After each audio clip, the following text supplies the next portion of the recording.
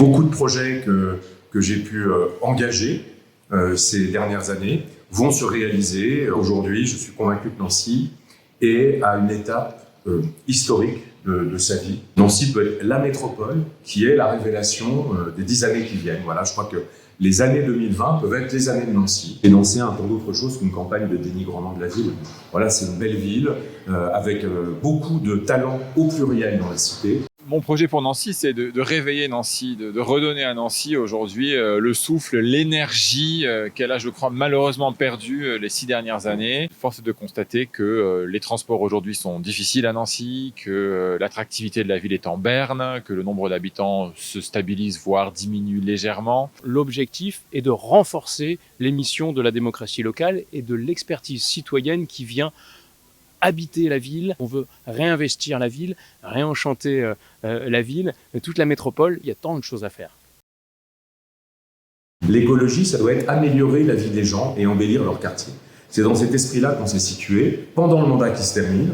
Et c'est dans cet esprit-là que je veux engager le mandat qui vient. Moi, je veux plus de greenwashing. C'est terminé cette époque où tout le monde est plus écolo que le voisin, en repeignant une façade en verre, en installant un petit arbre par-ci, une petite fleur par-là. Aujourd'hui, si on veut faire de l'écologie et de la transition écologique, il faut travailler sur le premier responsable de l'émission des gaz à effet de serre en ville, c'est le transport. L'écologie, aujourd'hui, à Nancy, elle a pris énormément de retard. Il faut réveiller les gens. Il y a des enjeux, des urgences écologiques et sociales. On a un projet magnifique. On a des propositions qui ont bouillonné pendant des mois. On les a travaillées. Aujourd'hui, les mobilités, c'est pas satisfaisant. Donc, il faut que ça fonctionne autrement. Les bus, il y en a pas assez. Les mobilités partagées, il y en a pas assez. Les parkings relais, il y en a pas assez. Le tram, aujourd'hui, tel qu'il est projeté, c'est trop d'investissement. Il faut revoir ça. Voilà. On est dans ce questionnement-là aujourd'hui. 3% de l'ensemble du budget de fonctionnement pour pouvoir financer le tram. Le futur tram, je l'ai voté à la métropole. Je veux quand même dire que c'est un vrai constat d'échec. L'écologie a besoin du tramway.